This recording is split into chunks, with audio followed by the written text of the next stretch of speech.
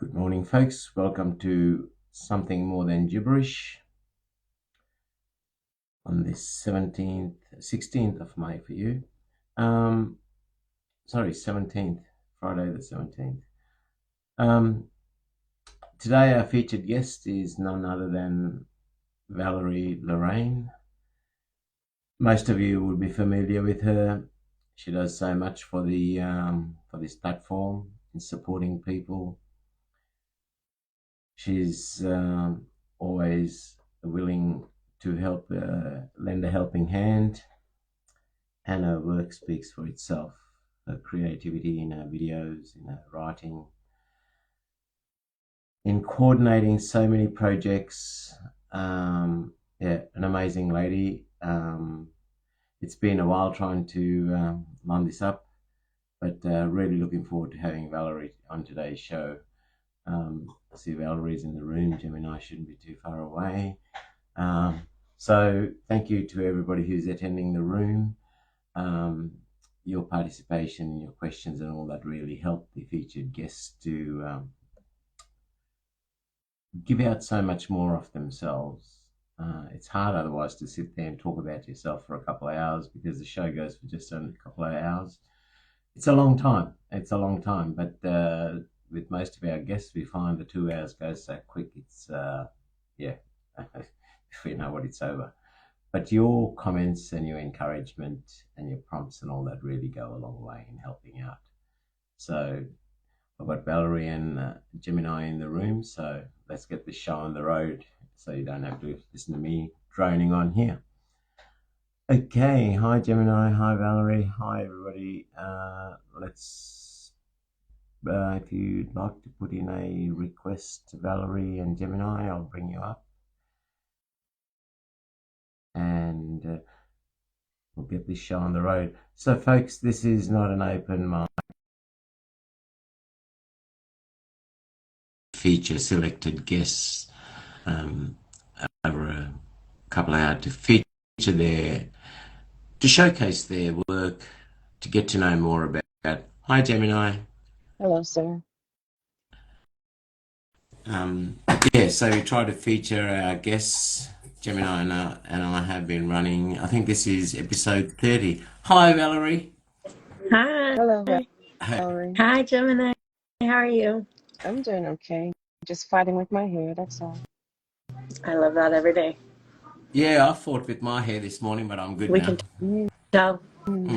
It retreated to your chin. It retreated to your chin, so I think you're doing well. There you go. Victory for everybody, right?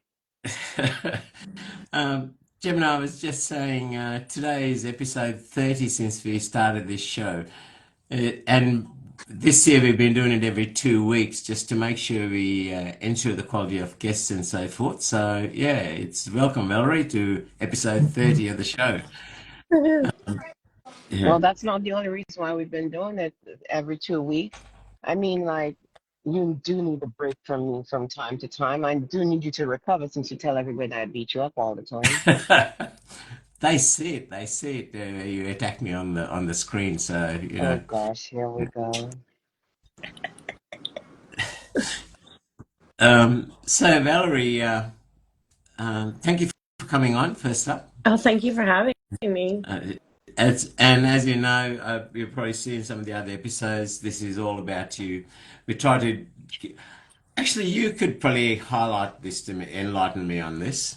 I find if the live goes for more than 2 hours, then I download it from the archives, because you're probably aware I post this also on YouTube. I know Something More Than Gibberish channel, and I also do a podcast of the audio to your Spotify's and all your main podcast channels.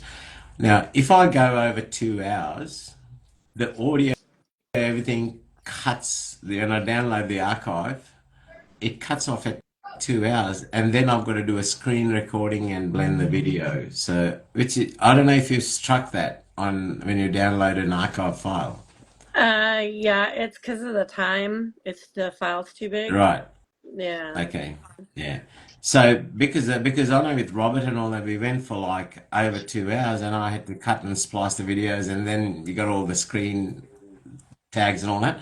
So due to that, I try to keep this to just under 2 hours, and that whole 2 hours, it's all about showcasing our featured guests, getting to know their journey, like where they got into writing and the whole journey through and what's coming up, hear their pieces, expound on them.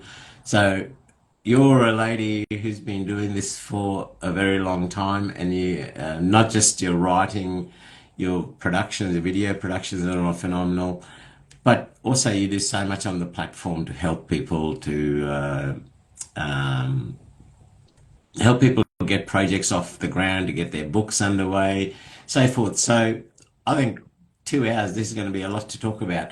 So without further ado, what started the journey for Valerie Lorraine? What made her put pen to paper? Gosh, well, I went through a traumatic experience in my life, the first of a series, which I wasn't well aware of at that point, but I just was really struggling, and I started writing, and actually, if I back the truck up just a bit before that, I had purchased some books from some authors that had struck me, and they're not super well known, but they're more well known than some of us here on Instagram. Um, and Kathy Parker and Bo Taplin, and their work really touched me. And so, I started writing, not in hopes to be anything like them, but just for myself, so that I could try and grasp what was going on for me, try and get some focus. And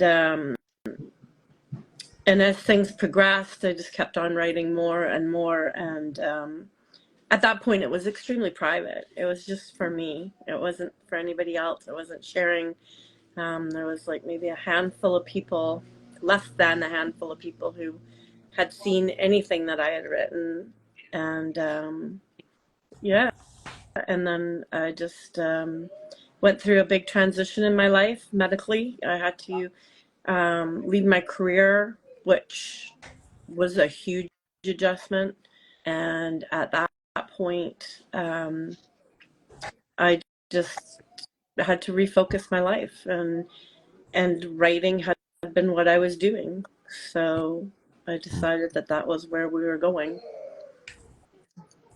And did the writing play a key part in the healing and the transitioning? Um, yeah, it had. Um, I went through such a dark, confusing period in my life. I remember writing and then like reading it and thinking, oh, that's how I feel.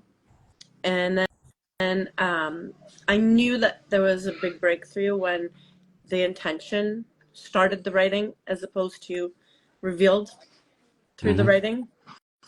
Um, so, it was really a matter of just like, it was grounding, Mm. and it wasn't overnight, but it gave me a freedom within my trauma and my feelings, and trying to Mm. make sense of everything to be a proactive part of it.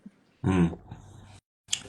Yeah, that's interesting because uh, I personally think it heals in some way, it helps in some way, but for each it's different.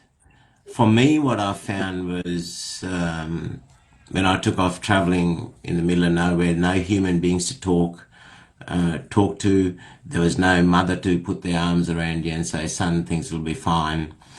But your mind runs off in 20 different directions. But when I wrote it, what I did was it really got the crux of these 20 thoughts and helped me. Then when I read it, it helped me to really focus on out of all this noise, out of all that traffic at that intersection, which car really mattered, were you traveling in at the time, and then focusing on that ultimately helped me through the healing and still does. Yeah. Because even if it's work, sometimes, like I'm sort of going through a really busy period at work and I've got all this noise coming in. and just journaling those thoughts at the end of the day helped me to, okay, this is what I got to focus on. And yeah, no, it's amazing. And the healing comes in different ways for different people. So, Gemini, any thoughts on that? I know for me, the writing is the healing for me. That's my voice. And Yep. so I started writing because I couldn't tell anybody anything. So Mm. yeah, and I had a pseudonym because of Stephen King. I just thought someday if any of this gets out, I can always deny it was me. And Yeah. here I am now. I've given myself a new name, and everybody knows both my names, and I'm happy about it. Yeah. Our stories are powerful, and um, when we choose to put that out there, it's extremely vulnerable to us, depending on the style of writing. But when we genuinely write from our concerns, our heart, our upsets, these things are very vulnerable and personable. But when we choose to put them out, they're no longer ours. Yep. It's a gift. And there's somebody out there who needs to hear it the way that we wrote it. And it might be 10,000 people or it might be one. Mm. But I believe that There's where the I universe. disagree a bit. There's why I disagree a bit because I believe it still belongs to us because I don't think we can separate ourselves from our writing, but we kind of find our tribe. We find the people that it resonates with, and then I believe it allows them to find their voice. So even though we started off with ourselves and the intention was us releasing or opening up, we become a conduit to others who need to open up. Mhm. I don't disagree with you. But when I write a poem that is personal to me and my reasoning for writing it, um, it will forever be mine. But when I put it out there and somebody else reads it, their interpretation, when they Mm. interpret that, it becomes theirs. And they will forever, like it is forever mine as far as my writing. But the interpretation, the story that goes behind what I wrote may not be clear on paper, but when Mm. the reader reads it and they hear that interpretation, and maybe I wrote it about, I don't know, I could have written it about an ex or a family member.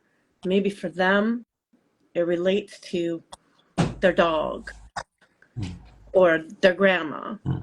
And that's not for me to take away from them. And that's what I give to them, is the opportunity for them to relate and make it somehow theirs.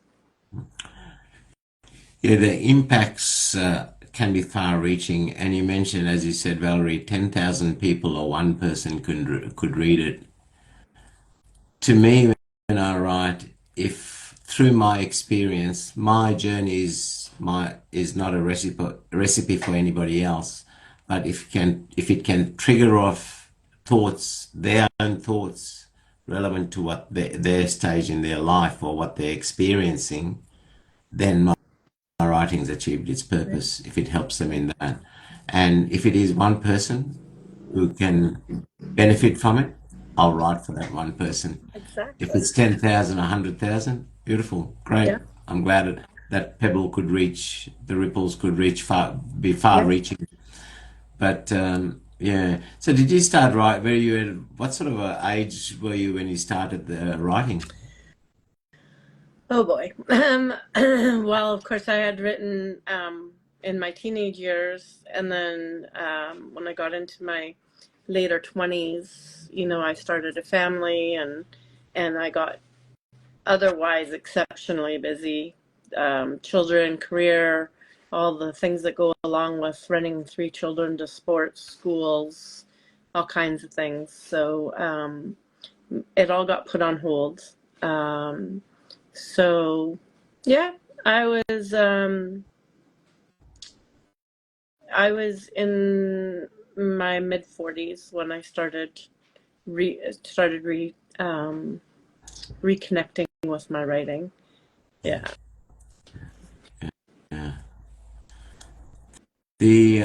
Yeah, it's amazing. Some of the ones who started, some of the people who start writing from like high school or even junior school, they start writing and then they park it or they go on. I myself didn't start writing till I was too busy having fun out there to write, like. But then suddenly started and yeah, never stopped. Um, what do you hope to achieve out of what do you hope people get from your writing?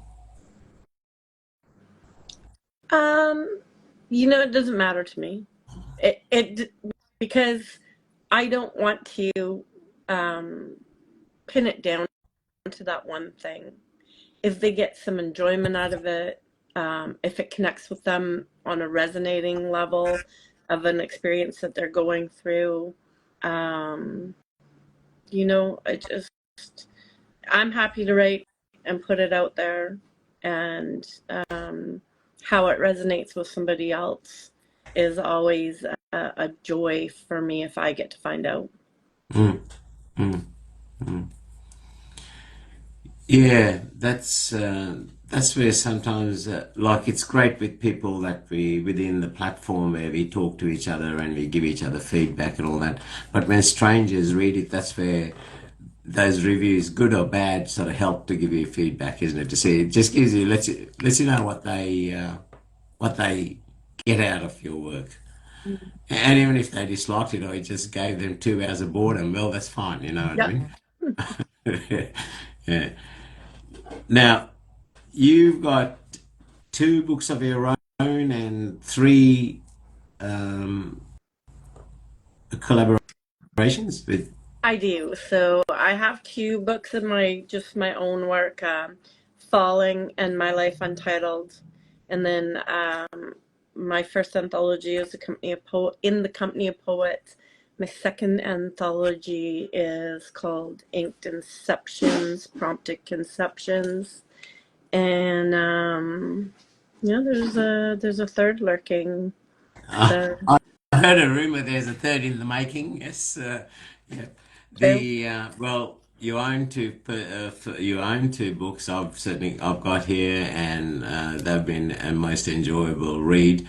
And to those listening and those who will probably listen to this on the podcasts or YouTube or wherever, do check out the Valerie's two books. I myself got them and I love them to death. There's some meaningful pieces, and as Valerie said, if nothing else, entertaining. But I think Valerie, those your your books have been a very slow read for me because I find I'm reading each piece two, three times just to get the underlying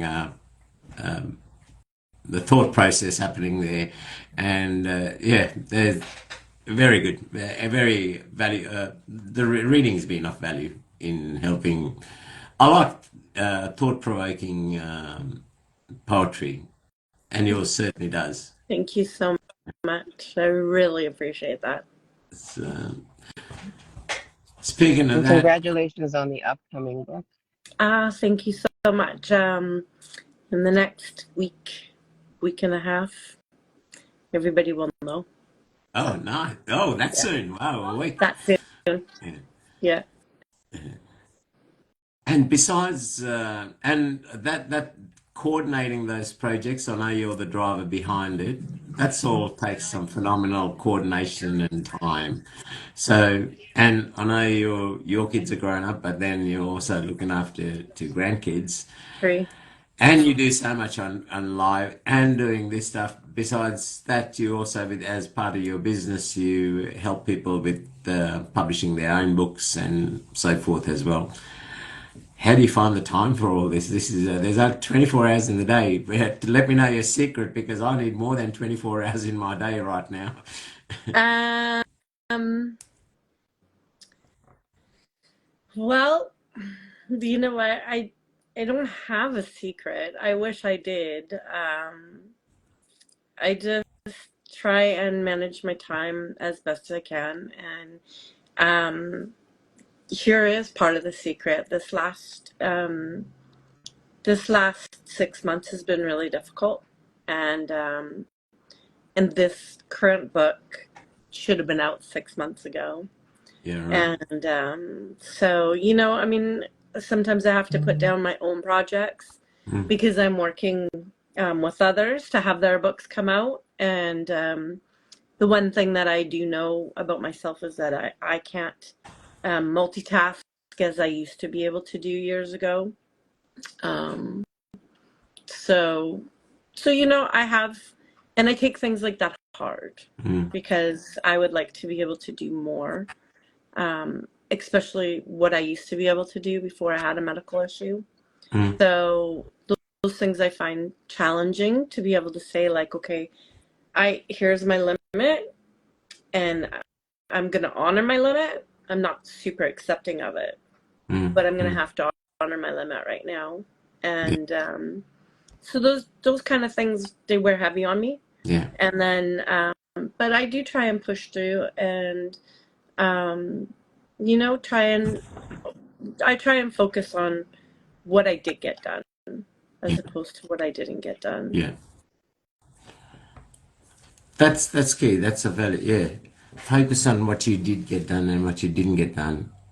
That's interesting because quite often at the end of my workday, when I have achieved a lot, but um, the load is I still got these things to do, and that's what I'm focused on. You're right. That's a really good, healthy way of looking at it. Yeah. I love that. Thank you. I like to Lesson I learned for like me. to make lists when I'm feeling very either out of sorts or like I feel like I'm not accomplishing enough. I like to make lists of what I need to do that day and cross them out. And even if I didn't get to everything, I can clearly see that like, hey, maybe I got 7 out of the 10 done. And then Yeah, I don't feel as bad. Whereas if I hadn't written it down and I could see it, I'm so focused on the 3 that I didn't do that I put myself into a tailspin and wound up beating myself up about something that, hey, you know what, 7's pretty good when I'm having a rough day. yeah, yeah. So, you know, anything that helps, helps. Thank you, Valerie. You've just given me a valuable lesson. Yes, because I'm one of those people that because I've got OCD. If I got something to do, I've got to do it, Hmm. and so I forget what I've done, and then I hammer myself or punish myself with what I didn't get done. Yes. Hello, Cancer. I do understand. Uh, Well, this is right. The and plus the general belief amongst the feminine gender is that us mere males can't multitask. So there you go. I'm hampered by that as well as you know. I don't think so. I don't know. I mean, maybe in your opinion, but I've seen men who can multitask incredibly. Oh, So. I believe it, but the number. If I had $1 for every time a female said to me, "Oh, men can't multitask," and I'm going, "Yeah, I'd probably be retired right now if I had $1 for that." Well, let's start Yeah. collecting $1. I think I will. Yeah. Yeah. Sh shall we go into a bit of poetry recital and Yeah, let's do it. Um, wow. Okay. So, let me see. I am going to read out of My Life Untitled, who my good friend Just Star did the cover work for it. And she's been pummeling you in the comments there with the that's comedy accent. awesome. That's awesome because they do it to her. So if she didn't do it to me, I'd be heartbroken. um, okay, so this is a bit of a shorter piece. This is on page 69 of the book, and it's called Deep. You carved your name so deep on my body that it etched into my bones. I traced the braille scars for my heart to read. The slice was painless. What afflicted me was your eyes searching my brokenness, knowing me in ways that fractured me to vulnerability, but you held those places. Honoring my battles, cradling my sins, closing in on me, whispering, love wins. Your words were free. The actions demanded payment. When you asked me to abandon my munitions, I took ease in laying my shield at your feet. My words were softly delivered. What was mine is now yours. I entrust it all to you. From now on, my love is your weapon. I That like end that line. line. What was mine is now yours. Yeah. Thank you. You're welcome. That's um, that's full commitment, isn't it? Selfless giving. That's just giving, empowering somebody with all that is you. But that last line, that's the bittersweet one, isn't it? My love is now your weapon. That is such a double entendre. Yeah, For me, anyways, you could sit on that line and really stew about yeah, what yeah. meanings you can come up with on it because, Well, that's a weapon. yeah. Yeah. Well, we see many lives destroyed through that, right? With that empowerment you give somebody when it's mishandled. How many people have you seen with murder suicides? How many people have you seen with suicide? It happens while we're speaking. It's probably happening in some part of the world. You You know? know what? There's so much goes on. I mean, they say all is fair in love and war. Yeah. And of course, this is not a truth, but And it's to say the least interesting. we had an event here. I'd say probably 10 years back here, and you hear of excuse me, murder suicides and all that all the time, but one that chills me when 10, 12 years later was couple splits up, and obviously it was really bitter, and the guy was really devastated about losing his kids too, and he had like a 18-month baby daughter and about a 4 or 5 year old son, Mm, and that son was in the car and he drove over the Westgate Bridge and he literally dropped the infant girl over that bridge. it's heartbreaking. And you think, how does that 5 year old brother ever get over seeing his father dropping his baby sister from there? They don't. It- So, so that weapon, when it's mishandled, exactly. So to hand it over to somebody is to trust that they're not going to use it against you, yeah, and and that's a big trust, right? more often than not in our own lives, and I'm sure we've seen it mishandled than handled beautifully. You know, I um, agree. And it's more than just trusting them. It's being willing to accept what they do with it. mm, Because you can hand someone a crystal Yeah. vase, but if they keep it safe or if they smash it, you have to be comfortable with the result. Like, I've always been told, don't hand over to anyone more than you're willing to lose. Yeah. And I take that as more than just money and material things. You Mhm. hand over parts of yourself to someone, they may lose it. They may Yeah. destroy it. It's Yeah. not yours anymore once you do that. It may not be. And Yeah. on the other hand, they can do something with it and allow you to grow, allow you to soar. But you have to be okay whatever the outcome is. What I'm curious about is what was the motivation for that particular poem? Because that was a very powerful piece. I consider myself a love poetess. So, I tap into feelings of past relationships and how I felt, and it's also a journey too, right? Like, um, those words are a powerful reminder to me that this is part of the problem, right? As you say, you don't hand over too much of what you're willing to. And for me, this was a confirmation of, as I resolve some of what I went through, and what I need to resolve, what I go through, is to be able to write about those deep, passionate feelings, and I don't have to or maybe I'm not ready to, but in that chunk of peace, I'm able to elaborate on the feelings that I had, and from there, some other pieces have come out. When I got to that point of the healing journey, that like, yeah, so that was preemptive of what was going to happen, because that was what I went through. I let so much of my guard down to somebody not deserving.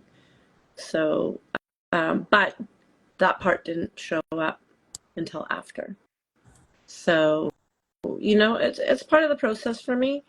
The journey is sometimes beautiful, sometimes disgusting, sometimes disheartening, sometimes joyous. Mm. There's a lot to it. Sometimes very illuminating, because sometimes when you pick up a rock to look at what goo has gotten underneath, you find some more rocks. Mm. We're only half an hour into this, and you two ladies have taught this old dog a couple of valuable things, like focus on what you achieved, not on what you failed to achieve. And Gemini, thank you for that. Don't hand over to anyone more than you are prepared to lose. That, I need to tattoo that on my heart, because I'm one of those people I don't know how to half give. If somebody's in need, I'll give everything that I can.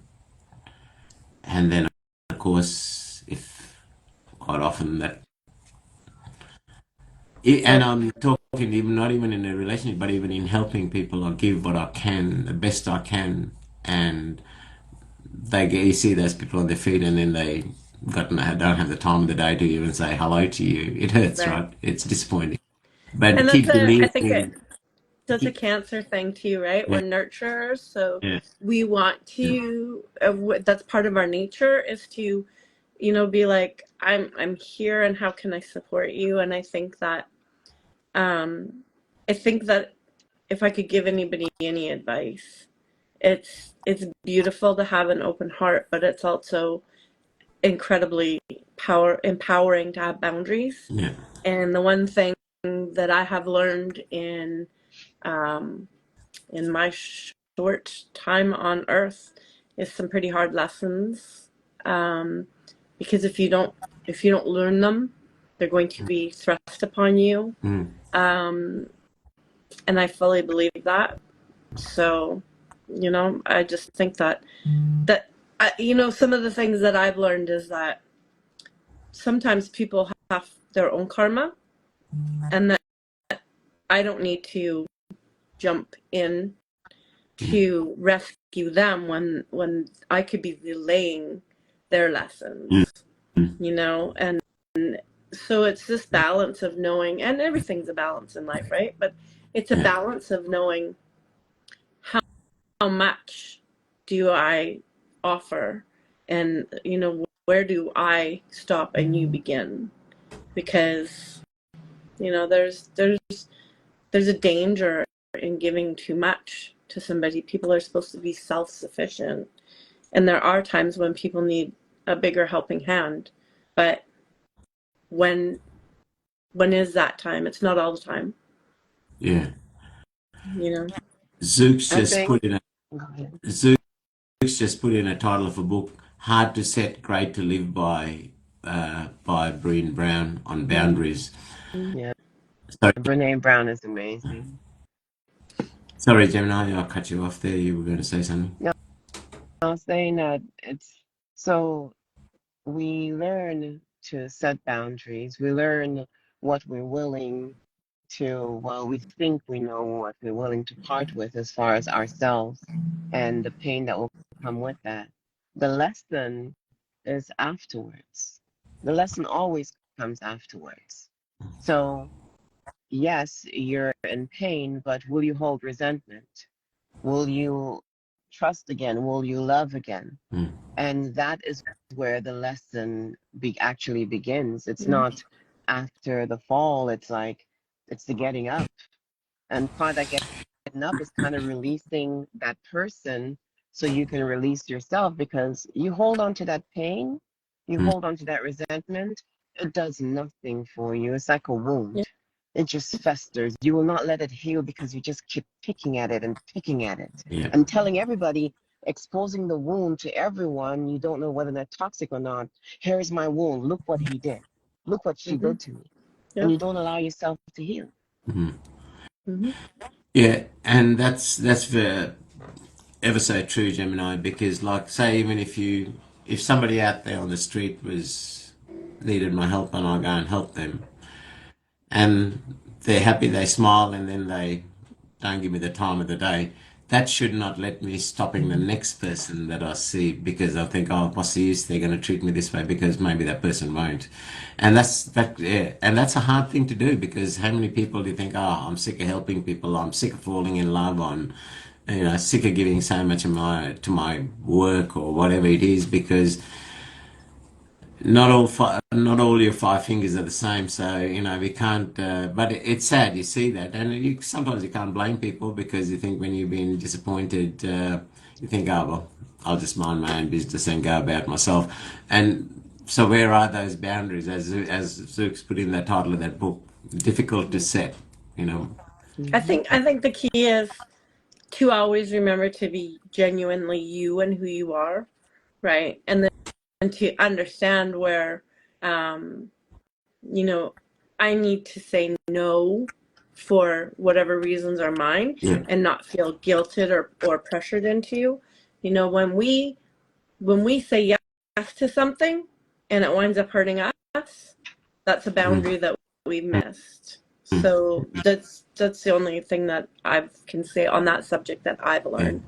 So I have to genuinely be me. I Mm, just have to make sure that when I'm genuinely being me, who's my circle, mm, right?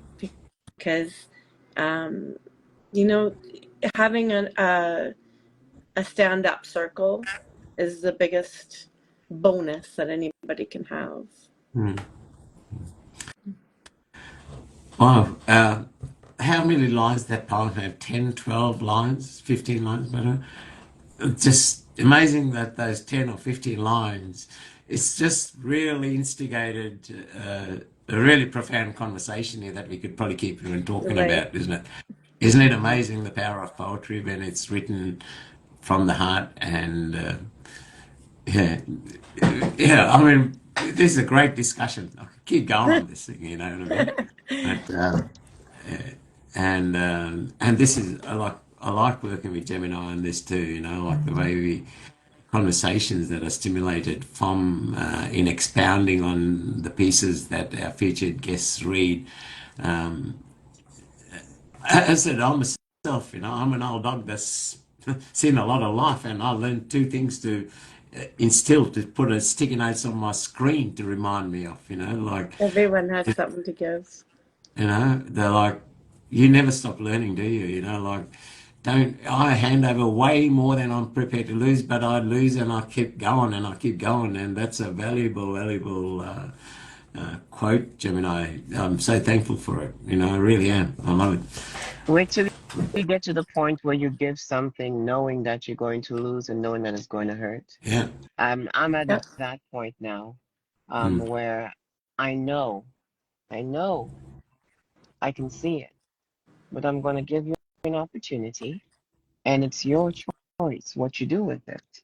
Now, what I lose, I may not be able to get back, but I earn a lesson from it. mm, But that is like standing, it's almost like standing outside of yourself and seeing yourself hand. Okay, this is my little trinket. This is my little crystal. It's important to me, but I'm going to let you hold on to it. And if you smash it, then another piece from my mosaic. That's it. yeah. Mm, Hmm. Yeah, sometimes you got to give people the opportunity to show you who they are, right? Yeah, sometimes you know yeah. who they are. You just say, you know what? Do you know who you are? You believe you're a good person. But here, I'm going to give you this opportunity. Let's see what you do with it. Yeah. And then when they're done, I'm not angry. I'm hurt, but I say nothing about it. I'll just leave it. I just let it fall, let it settle, and Mm, see if they see themselves. Most of the time they do, and they step away. Yeah. Valerie, um, a reflection of, I've been looking at the comments going through, and a reflection of, and the appreciation of so much that you do for everybody on this platform and outside the platform is captured in Mr. Witz's comment there. Valerie is awesome, caring, giving, and inspiring. Having that plateful, as I said, you do so much even behind the scenes to help people. So I think, oh, what happened to Gemini? Well, She must have fell off um, her perch.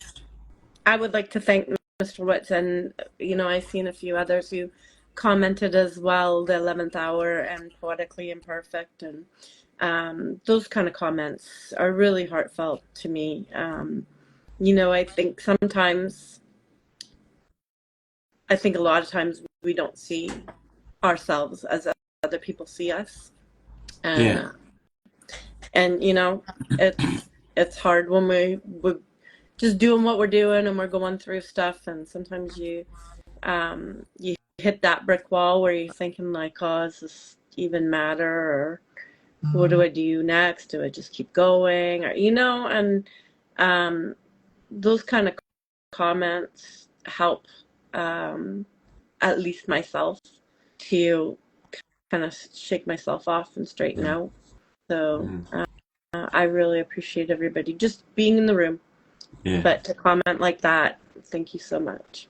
Honestly, this would be probably getting on to one of the biggest attendances we've had in the room at any one time. There's a lot of people normally that come through that reflects on how much you mean to people, Valerie. That really does. Um, you just mentioned something, what you just said about the appreciation of that and using that to gauge value. That's another thing that I struggle with because I always that unassuming simple soul that when people do give me credit, I always discredit it. I said, oh no, it's nothing anyone can, you know what I mean? But sometimes those are the things, that's the water that nurtures that plant to grow, right? To grow more and to give more. I need to learn when somebody gives me a compliment, don't disregard it or don't just wash it Never away. disregard it. Never disregard I it. mean, Ground it means yourself. internally to me, but I always say, "Oh no, there was nothing. No, I was just lucky, or I was just fluke, or something like that, or whatever." But I think that is the fertilizer that helps us to grow, continue to grow, and continue to give, and continue to do what we do. And that's the lesson that I'm learning, and I'm trying to force myself to. When somebody gives you that compliment, to say, "Hey, thank you," really means a lot. As opposed to say, "Oh no, man, I was just lucky," or I gotta, dismissing it. I gotta tell you, when I went through some of the worst trauma that I went through, I seen a counselor for a long time, and there's three of the top things that I learned that I've come back to many, many times, and they're so simple. When you say them, they sound so simple. Putting in practice, harder deal for something that sounds so simple. But there was three things, and in no particular order. But in the morning, three things that you have gratitude for. At nighttime, three things that you're proud of yourself for. And we're talking about, we're not looking for like, I won an award. Like, hey, you know what? I actually got out of bed and made my bed. If that's what it is, that's what it is. You know, like I wrote 20 pages today, and that was a struggle. That if that's what you are proud of yourself for, then that's what you're proud of yourself for. And the third thing was to accept a compliment Mhm. without rebuffing it, because um, sometimes, especially when we're not used to it, it is overwhelming. But just to be able to stop and breathe and take it in and say thank you, just to hear it. Um, and I'm reminded of one more lesson that I was told, was that somebody was trying to do something nice for me, and I didn't want to accept it because I felt awkward about it, and it was a small gesture, but to me, I just felt, like I wasn't worthy if I couldn't do that for myself. And the lady said to me, she said, "Stop blocking your blessings because you're also blocking my blessing." And Hmm. boy, did that ever hit me hard. And I never thought of it like that at all. I was so worried about myself and how I was, dealing with that. Never stopped to realize that she was, she felt blessed by being able to do something for me in my moment of need. And it wasn't, um, you know, so, such a grandeur gesture. It was just something simple, and I should have just been grateful. And I always took that to heart after that. You two ladies must have woken up this morning and said, "Let's go and give Rainy a whole heap of lessons." Stop blocking your blessings. I needed to hear that, Valerie. I really do. With I everything needed to that hear I it too. When I heard it, I needed to hear it too. Changed stop my blocking life. your blessings. Yeah, I'm typing these up in big bold writing because these will be sticky notes on my screen. They really are. They're on. Yeah. there you go. Gemini are gonna start making like wall plaques of. I'll go ahead and I'll sew them into dresses. Okay, You there can you wear go. them.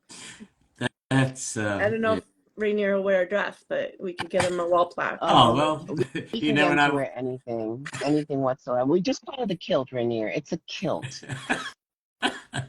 Ooh, Oh, a robe. It's a robe. Robe. maybe I'll only wear it summertime because it could be pretty drafty in wintertime. Whew.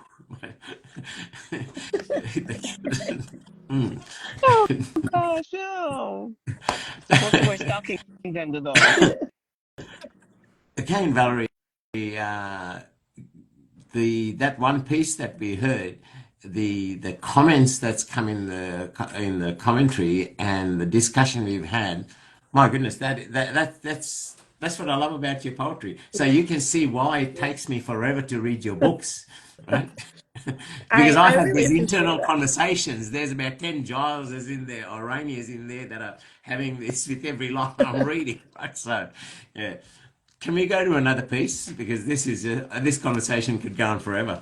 It could, couldn't it? I mean, this is the hard part for me because, just like when I'm on my shows and somebody says, well, I'm gonna let you guys pick. Do you want to hear this or that? I'm like, I don't want to pick because I feel like I'm missing out on something. And at this point, I have so many pieces that I would love to share because, I just don't know which ones to pick. But um, I'm gonna So, do move. you have anything that speaks to renewal or redemption after pain or heartbreak? um, Thoughts? um, what about, I don't know, what do you think? What do you think, Rainier? My newest piece, Dear Judith? Yeah, yeah, yeah. Okay. This is called Dear Judith. Dear Judith. Did God forgive you as you swung from that tree? When you made a new existence as your spirit broke free? Were you led by divinity through a path called fate? Or let your earthly willpower fail you and the winner was hate? I need to know, dear Judas, you see, what lies in the afterlife for those who abuse me. They feigned love and protection, but when angered, anything hurtful was projected. I thought I found true love, but instead I got played. He called me his wife. Love bombing set the pin in the grenade. I saw signs and hints. My intuition rang alarms. Now ultra careful of anyone dripping in charm. In hindsight, I was manipulated with invisible chains, caged, mouth near vent. The hindsight, his great need was home, where he'd be in a tent. What he really wanted was a mother. He let it slip when speaking of a past lover. His idea of having sex with her was paying the rent, meant to keep her unknowing and content. So, dear Judith, I must know. Do I carry it or just let it go? Does the divinity fate let you enter the gate? Because in that case, I must placate, surrender to forgiveness, do what for my soul what's best, chalk it up to an earthly test. Or did you suffer greatly for your immortality, an afterlife of swinging from the rope of your fatality? I just want to know if I'm wasting my time working on this healing grind. If all is forgiven in the end, I'll just jump the queue and bend. No, Judas, I won't hang from my own rope with any kind of anger. I just want to walk the rest of this journey with a peaceful kind of swagger. Hmm.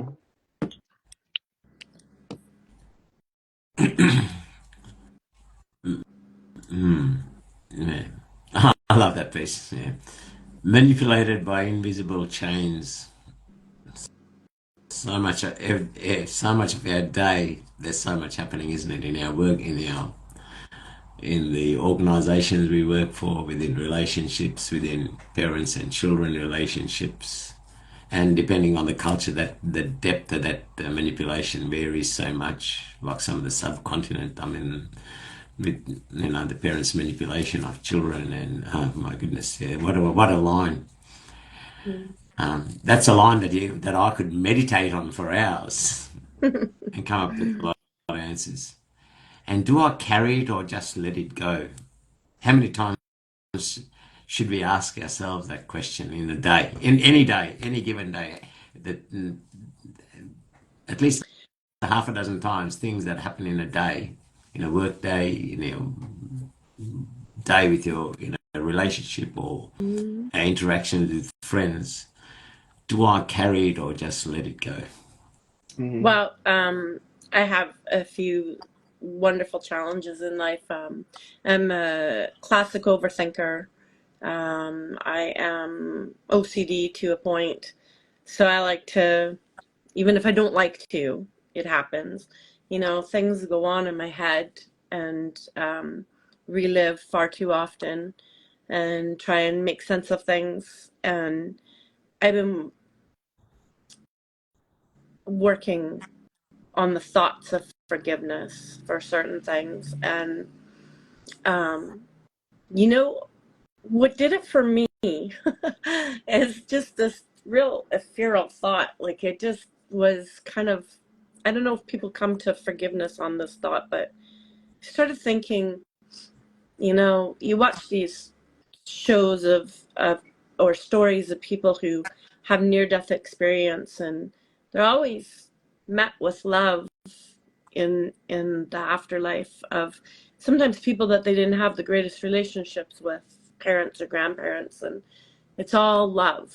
And I was thinking to myself, like, if I go through this life and I hold on to these angers and frustrations, or keep on coming back to them and reliving them, or trying to deal with something, an issue, and this comes back up, like if I'm just gonna spend my life here doing that, among other things, but then I'm gonna die, and the spiritual world that I believe in is that we all come back together in light and love. What's the point? Because I'm one of those people who like to cut to the chase. I'm not huge on small talk. I'm not, just like, let's get to the point. What do you need from me? What do you want from me? What can I do for you? Where are we at? Like, you know. So I feel like let's cut something out because it's all getting pretty dense. So that's where that piece came from. Yeah, for me, The oh, go ahead. When No, go ahead, ladies first. For me, when I heard the line, and do I carry this or let it go? So I hold on to this or let it go. And the answer, the past couple of years is just let it go. It's always been. Um, but that poem, just having that internal dialogue and being honest with yourself, Yeah, I like it. Thank you. You're Yeah, welcome. I envy people who can just say, ah, let it go, and really actually just let it go. Oh no, Because it's not how it's my like mind works. it's like taking the knife out and putting in the stitches yourself. So it's not simply just kind of like, I'm just gonna let this go. Right. No, it's like there's the dagger in my chest. I need Hmm. to stop the bleeding. We're gonna pull it out, sometimes slowly, and then we're gonna take the painful task of stitching it ourselves. And with every stitch, like you're cussing and you're crying, but once it's stitched, then you're gonna have to let it heal. So that means throwing that dagger away and letting it go, not using it and stabbing them in the neck. Um, yeah, kind of like that. That's a very savage graphical sort of look, that one. Stabbing yourself. I'm just seeing pulling my knife out and stitching my own wound. I've just had a real graphical image there. That was, I Um, like the look of that. you know what? The, You reminded me of a piece. I'll save it for after Rainier speaks. the, Okay. um, letting it go. I spent 3 decades of my life trying to overcome that lesson because I was gifted or cursed with a memory like an elephant, and I'm driven by justice. So I've always got to balance those scales. So through my childhood and, well, for the first 3 decades of my life, until a big event happened in my life that helped me to overcome that hurdle, um, I was the kind of person that, as a young kid, if a bigger kid smacked me around, that never went away. 2 years later, when I was now big enough to go and balance the scales, I would go and smack this guy 2 years later. And what the hell's this for? And I go, that's for what happened 2 years ago. And after that, we're friends. But I had to balance the scales. For 2 years, this young child carried this in his heart until he went and balanced those scales. And then I learned to turn the other cheek. I learned to let things go. But it took me 30 years of my life, Valerie. That was a long time to carry that, to live like that. I think that the people who have the most to offer are the people who have been through it and through great tenacity have learned a different way. Mm, mm, yeah. And before you get into this piece, one other piece I remember that I'd really love to hear. I can't remember the exact title. Was it bookcase, suitcase? What do I pack in my suitcase? Or Oh, okay. that Okay. that somewhere I need to hear that one. That was a very Okay. powerful piece. But I'll let you go on with your next piece you were going to just read. Okay. So Gemini, this piece, I wrote some time ago, and this is so I don't often, but I will give. Some people might need a, a trigger warning, but this is actually a an extended metaphor poem. So um, here we go. It's called Broken Toys. I run my fingers over the tedious scar. I remember the needle pulling the wire through derma as I stitched skin towards skin to save myself. What happened? Morning poured from the gaping wound as I watched it drain cascading rivers of my life. Where were you? Absorbing me, running where blood used to occupy my veins, rushing my cursed heart.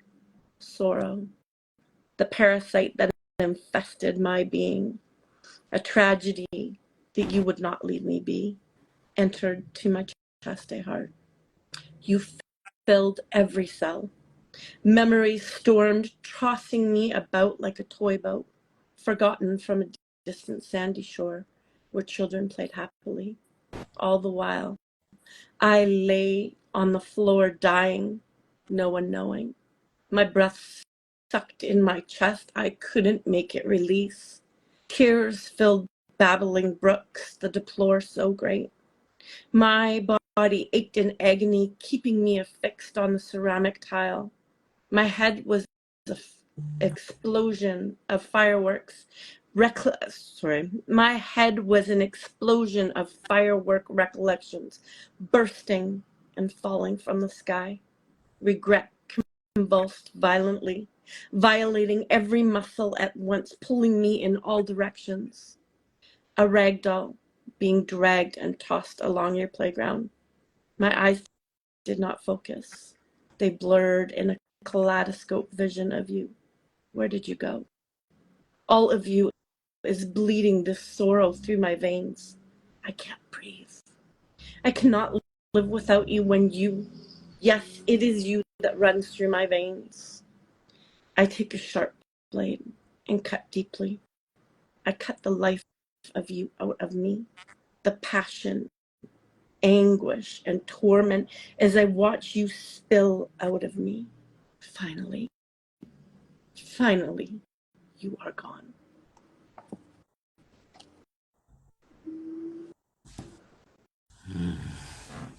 The two lines that hit me: dragged and tossed like a rag doll in your playground. And I took the blade and cut you out of me. I, hmm, I once told someone that divorce was like sitting down and splicing your cells, removing what was them and keeping what is you. Because when you get married, when you fall in love, the two become one, right? What do you do when you have to separate? You have to separate on the molecular level. That's, ooh, that poem. You ain't gonna get me cry today. You're No. not gonna get me cry today. Okay, that's fair. Because I don't really want to cry either. So we'll stay on that. We'll float right above that line, okay? Promise. Yeah, that brought back so much, and then the last line, finally, you're gone. Wow. Gemini, Thank you for that, Keith. Gemini, you captured exactly my sentiments, so that those lines grabbed me. And what you just said is really so true.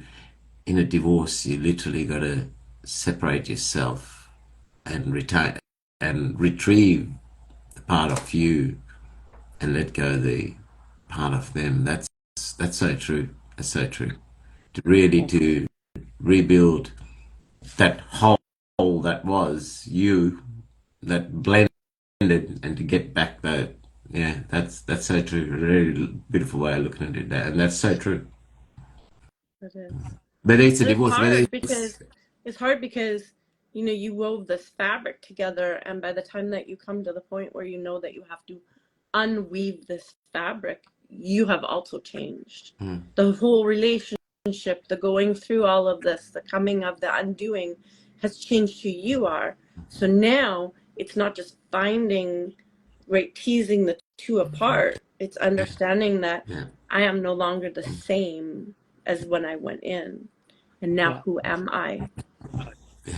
Yeah, that's exactly the thing that's difficult to. I mean, the profoundness of what Gemini said is so true, but it's such a profound thing. I always used to say to my students in the martial arts, when you put a drop of ink in a glass of milk, how do you separate that?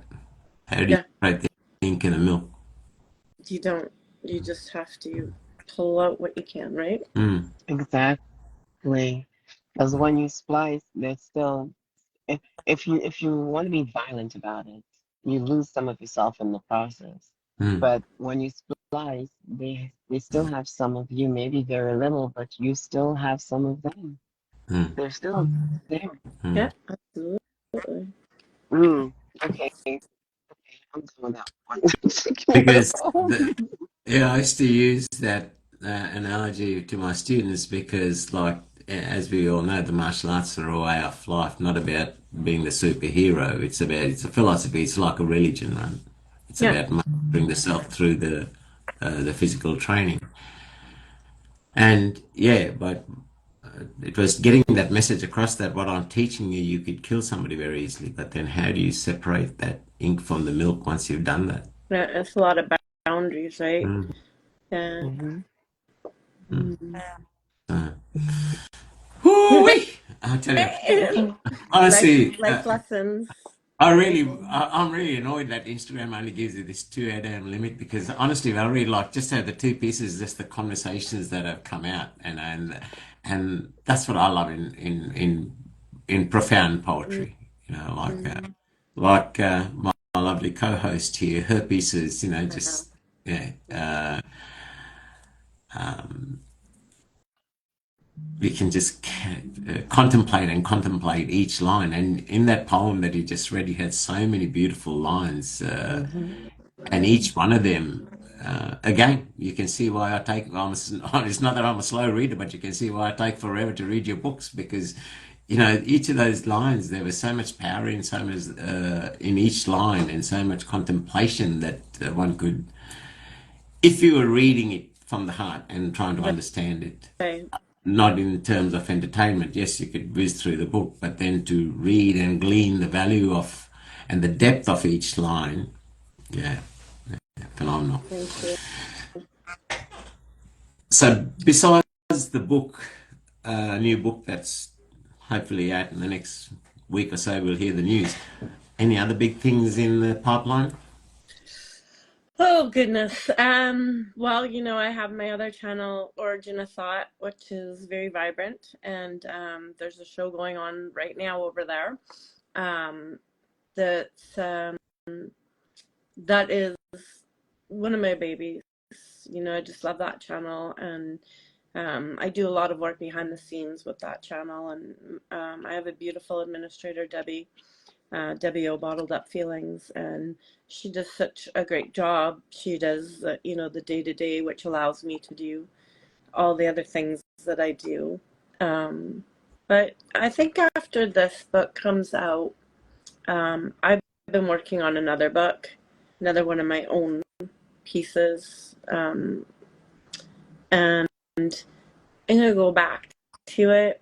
I keep on putting it aside to work on other people's books or the anthologies, which have been beautiful, um, and allowed me to take the career that I had and that management kind of background and the things that I knew and and work that in with the arts. So I'm gonna still do what I do, but I'm gonna start working back on my book, which I have no goal as an end date because it's really a different kind of book. It's more of linking some of the healing that I've been doing and like where it takes me because I'm starting to learn that I can map um, something that happened, and through the healing process I'm not just healing that instance today. I'm healing a bigger journey from a long time ago. And when I can connect those dots, there's a lot of different kind of poetry that comes out, a lot of different pieces that for me are circular to that one incident. So that's the way that book's going to be running, a little bit of commentary and then pieces that support it. Different, truly a book that is really starts with me and it's for me. And if it sees the light of day, who Mm. knows? Mm. Her Horizon Poetry just put in a comment. I find your voice very soothing, and that's the cadence and the voice of your suits your pieces. Your recital, the manner, the style really suits your pieces. It does, you have the right inflections, the right pauses, and the it is soothing to hear Thank you. your work. And some of those videos that you did, yeah, great. beautiful recitals on those too. And with the original thought, yeah, you have been very busy. There's so many new faces there, and so many new activities, different style of things happening now. It's yeah, it's good. Yeah, I love the channel. I love giving people the opportunity to host a show of their own styling, um, and open up a plethora of opportunity for artists in our community to share with who they're comfortable sharing with, Mm, hanging out where they feel comfortable hanging out. So, it's a pleasure for me to offer that to this beautiful community because they're all very inspiring. mm, mm. Yeah, true. Um, what's next? Another piece? Sure. I'd love to. So this is out of the anthology Inked Inceptions, Prompted Conceptions, and this book is this was so much fun to put together. I have 12 artists, one of them including myself. Some of them are in the room, or at least were. So I know Danielle is here, her Horizon Poetry. I seen Debbie was in the room. I think that I seen the Pretty Provocative Poet here. They're all authors in this book. And what we did was, one at a time over a few month period, um, we offered a prompt, and then everybody furiously wrote to that prompt and submitted, and we all could agree on one thing. We felt like there was something in that group that elevated all of our desires to write, and what came out was incredible. So this prompt was given by Ez Putnam, and the prompt that she gave was, "If I could hold your breath." So this is Hmm. my piece, and it is called The Act of Breathing. How many times did I revisit the pain, the anguish of the ways I grieved over you? At one time, your breath near me was a sweet revelation, a key unlocking the feelings from captivity.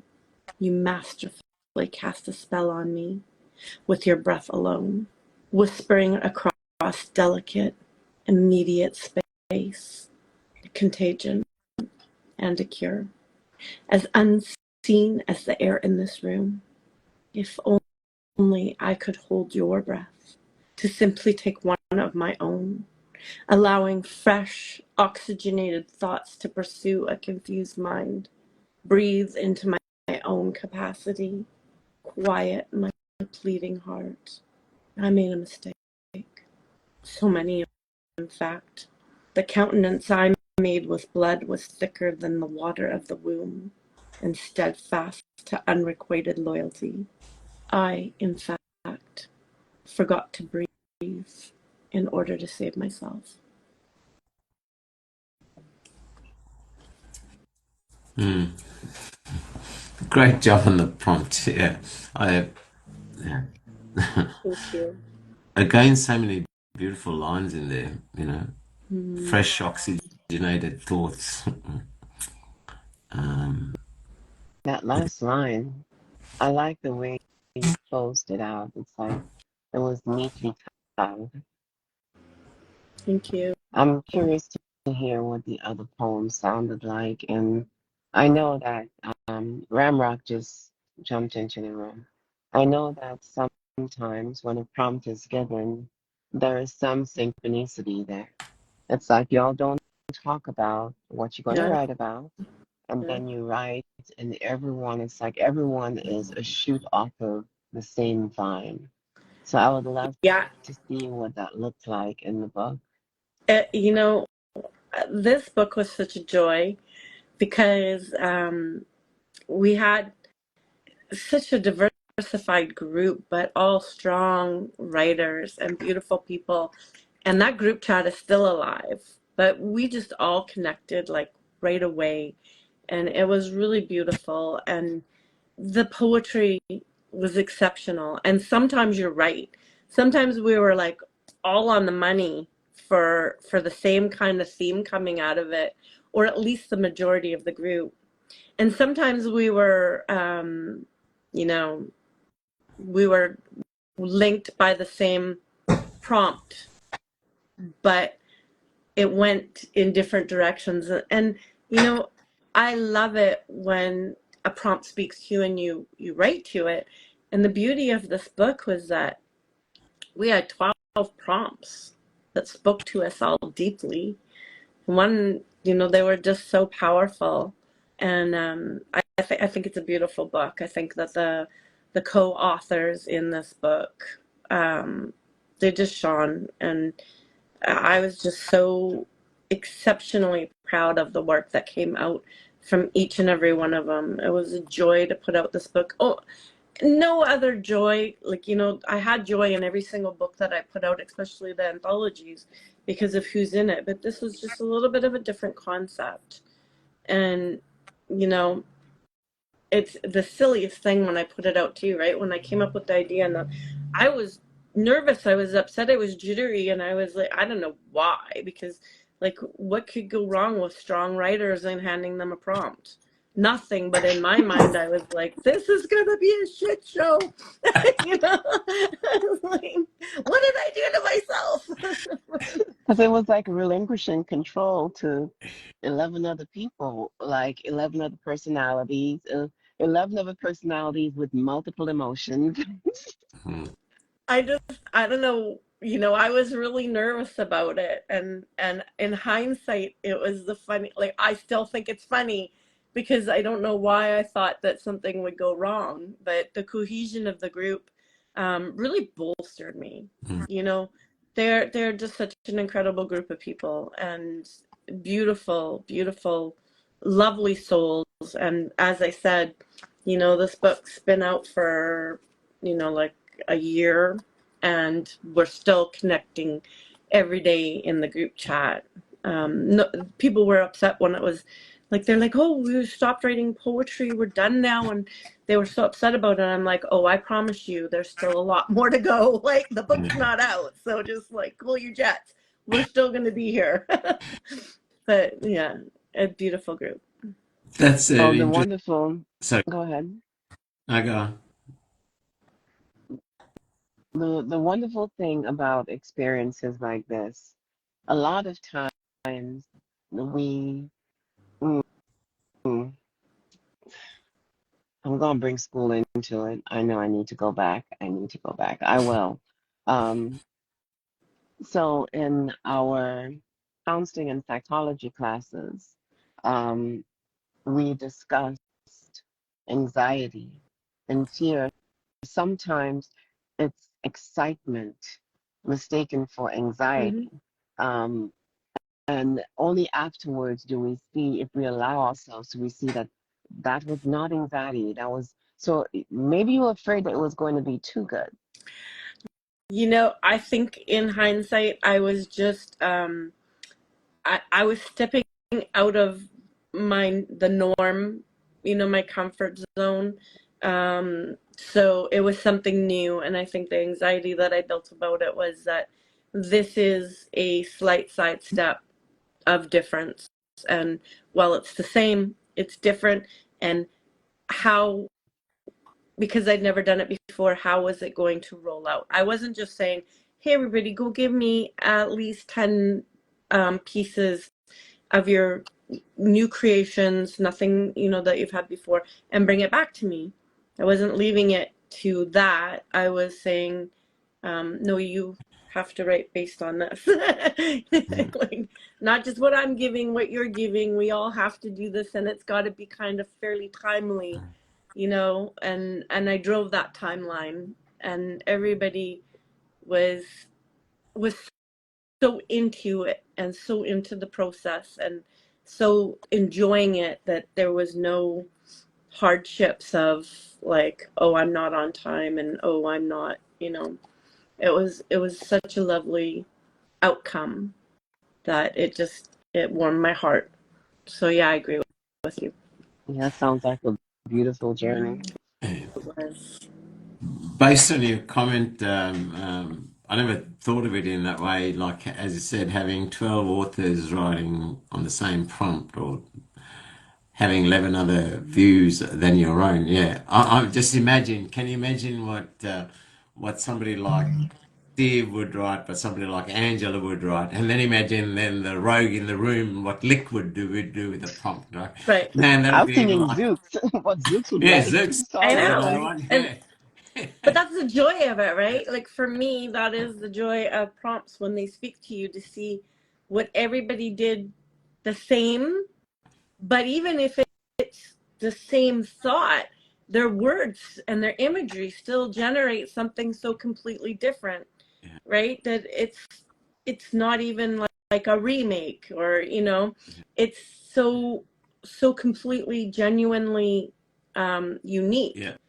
But there's a base there that is the same, and that's just incredible to me, to see the uniqueness and the connection, yet the broadness of it all. It's incredible. Yeah. Uh, you see that on, as Gemini mentioned on Ram's show, the difference, and that's sometimes it's a 4 minute or an 8 minute prompt, and you're seeing that 4 or 8 minutes the variety you get, and you think, then you can imagine in something where people got days or weeks or whatever to Yes. write. Wow, that's yeah, that's just going to go in. It's amazing the diversity that you see on the same prompt in those 4 or 8 minutes sort of ones on Ram show. Yeah, it's yeah, very interesting. Yeah. It is, Um, isn't it? the what's next? Okay, let me see. You know, I'm Well, just going to keep pushing to hear more and more of your recitals and talk on them. okay, okay. I can But do that. do you I'm save time to somewhere along the line that one must what do I put in my suitcase? That Oh, one. right. Let me get that one out. Suitcase clothes. You What I know, heard I've was only bottom read of this. suitcase. I've only read this, I think twice. I'm pretty So sure you'll love it, Gemini. Okay. it's a long one. I had a lot to say. This is called Suitcase Clothes. Today, a suitcase of clothes became unearthed in the sanctuary they lay, dormant, yet perfect, striking my acknowledgement of defeat. Sizes that are so far in my past, like age, I don't think I'll ever claim it today. The first thought pops into play. I should just get rid of these. Then devilishly, memories become euphoric. Not so much events, but the smile I harnessed as I wore those hues. My inner voice says, you can't get rid of these. They were handpicked for the palette of your skin tone, and always to complement and accentuate your flawless curves. Okay, well, that was then, and this is now. Now I hide in embarrassed shadows and behind scenes. I don't leave the comfort, no, the safety of this home. Time has been kind without lines or wrinkles or crow feet. Not many gray hairs yet. I offer time the compliment, but really time has nothing to do with it. Time is a lazy, uncaring dick for all else but the tick of the clock. And it's not my skin or hair, but all the weight of the world that I found so hard to drag around. So I decided instead to pack it all around my bones. It was then that hope snuck away. She saw too many times that I left it all to her, not applying the effort. That in the worst of my pain, I would allow grief to coddle me. Hope left for someone with more achievable dreams. Greener pastures. I know from exhaling so many wishes really must exist. And as grief crawled in one day to fully replace hope in a devious way, she would walk me into the kitchen holding my hand. Grief showed me the fridge and the pantry. Never fully engaged in anything. There was no effort, just a pleaded dopamine to push grief to the side. Now grief is a greedy bitch. She is never done, nor pushed aside. She is wise and willing to do what it takes, allowing me to feel the power. She offers control. She knowingly lets the allure control have to give and take hold. The longer it persists, the better a pattern emerges. Eat or starve. Eating welcomes shame, and I really hate him. So I become overjoyed when control shows up and carrying food avoidance in his bag of trips. Ignorance dances through the eyes of those who view beauty as only sin. They compliment and notice. You are losing weight, they exclaim. I'm so proud of you. What I really hear is, I only see you when you are an acceptable weight. How can you not see me? I work so hard and my productivity produces. I am here, right here. I have always been here. And there are times you've been so proud of me that I vividly recall the number on the scale. I was proud of me too. Intuition urged me to stop stepping on the scale. But if I took that advice, I wondered who would ever proclaim my success and my failures then.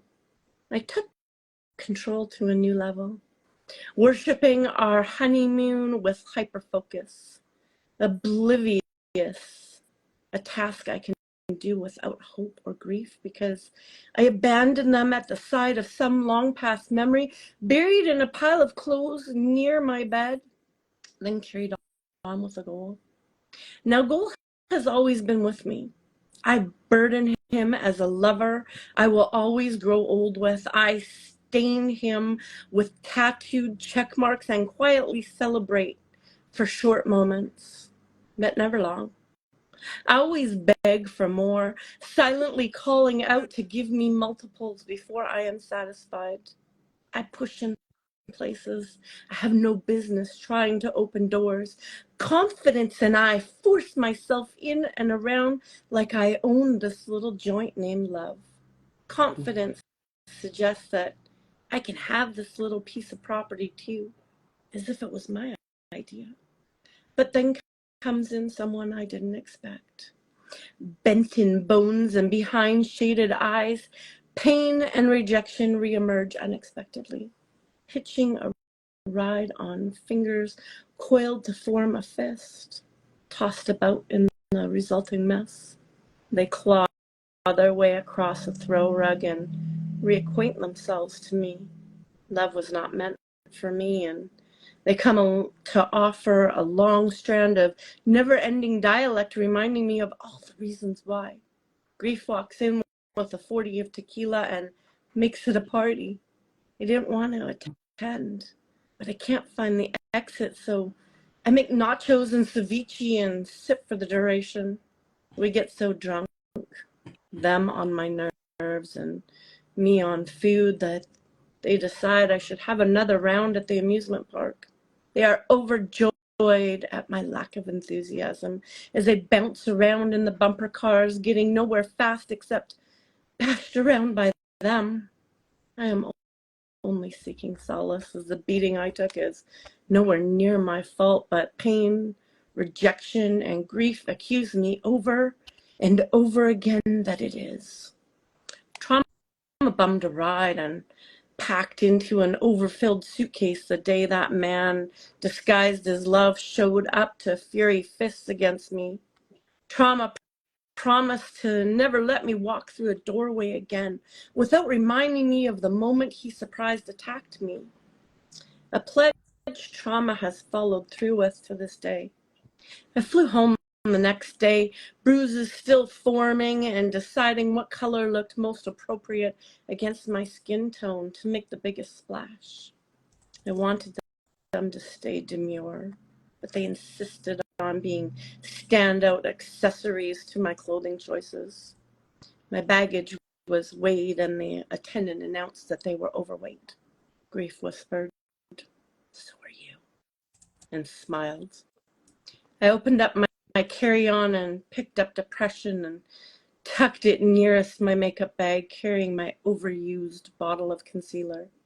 And back to today, looking at those beautiful clothes I had never unpacked from that trip home. I whispered back, if I could only still fit into them, I'd be happy. Grief gulped as Hope suddenly appeared at my desk. Hope says, healing has been with you a long time now. You know she is well traveled and always values the experience of the journey. Hope handed me my pen. She said, you're a writer, so write about it. Valerie Lorraine. I'm going to let you speak, Gemini, first, because I've heard this before, and yeah. Wow. We had That an was agreement superb. there. That was superb storytelling. I resonate with that piece. I resonate with that piece. While you're pondering your thoughts, Gemini, I've got a couple of questions. Um, did that piece evolve as it was written, or did you have the structure conceived prior to putting pen to paper, at least like where you were going with it, and then fill in the blanks, or did that evolve? I think that kind of tumbled out, but I have a bit of a confession. There's somebody out there that's going to resonate with me. A lot goes in up here before I even think about writing, and it could be a couple weeks or a couple months. Something that I want to write about. That piece was hard for me because there was a lot of vulnerability in there. There was a lot of shares that I wasn't sure if I was ready to make. Mm. And I had somebody tell me that they hated that piece, that they absolutely disliked everything about it. And Where do they and it live? Where do they live? Tell me. but what I was going to say was that that actually took me back. Um, I'm okay with people not liking my work, right? But I was I was kind of shocked, and it took me. Um, there was it took me a while to kind of get over it, and I shelved that piece because of that. Mostly because I think I was kind of shell shocked of the the way that I had opened myself up, and then somebody close to me came in and just was like, a destroyer of it, and I was like, oh, okay, I need to take a step back because um, I just need to revisit. But I think that regardless of any of that, um, I needed to say some of the things in that piece for me. Um, you know,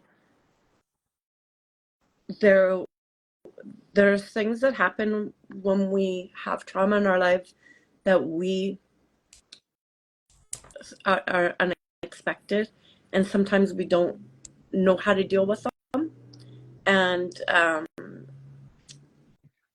and sometimes we don't share because we're embarrassed, or because we don't think anybody will understand, or because we don't think, well, um, not that people think we're perfect, but they won't see us on a level ground anymore. And so we choose to not share. Um, but I think sometimes when we don't say, even if just for ourselves, when we lock it in a vault, um, I think it just becomes a volcano under the surface, and it Mm, doesn't do any good. no, it does. It, it does become a volcano, and it will erupt eventually. And you know what happens when a volcano erupts? You have no No, control over where the ash goes or where the lava flows. exactly. Yeah. Valerie. But no, for that piece, um, oh, I was right there with you sitting in front of that suitcase. And I remember looking at some clothing and thinking maybe I should keep it. Right. Mm. Yeah. And there were some things I looked at and instantly reminded me, and I was like, nope, you gotta go. Yeah. Apart from hating shopping, the memory that clothing carries is probably the reason why I started making dresses. Yeah. Yeah. I can get that. I have to tell you because I was cleaning up after a like I moved a couple times and I didn't get a chance to go through my stuff and be like, I don't need this, and so I was cleaning up here and I opened up a suitcase because that's a great way to move is shove a bunch of stuff in a suitcase, and I opened it up and I realized I came home from that devastating trip and just never touched that bag again. And I'm not gonna lie, when I opened it up and I kind of looked through it, and I didn't have I didn't have it in me that day. I got overwhelmed real quick and I just shoved it all back in there and zipped it up, and Mm, thankfully though I wrote. Mm. Yeah. okay. Thank you for sharing that. Whew, thank you I for giving us a detailed recap of your experience of that journey and of a portion of that healing. Because we're always continually healing because we're always growing. Always. mm. That part is true. That part is incredibly true. And whether we want to or not, you know. It's like I used to tell my my kids, like change happens. There's no sense in being upset about change because change always happens. Every new breath is a new breath. It's not the same old breath. It's a new breath. Like there's always change. So, I think sometimes we have to ground ourselves and just understand that, it's not the same. It's not always the same. No. And nothing can stay the same No, at all. no. As we Oh, said before, Valerie, different people will take different things from the pieces we put out there. This piece to me, well, each little section on each emotion can be a little micro on its own. But what this piece, to me, I actually see this. Obviously, I'm not privy to all the work you've done. I'm privy to a lot of your writing, and I see this as one of your showcase pieces because it showcases your capacity as a writer. It showcases your how much you're in touch with yourself and the human emotion. And you're covering so many emotions in there that I think there's got to be something for everybody in there.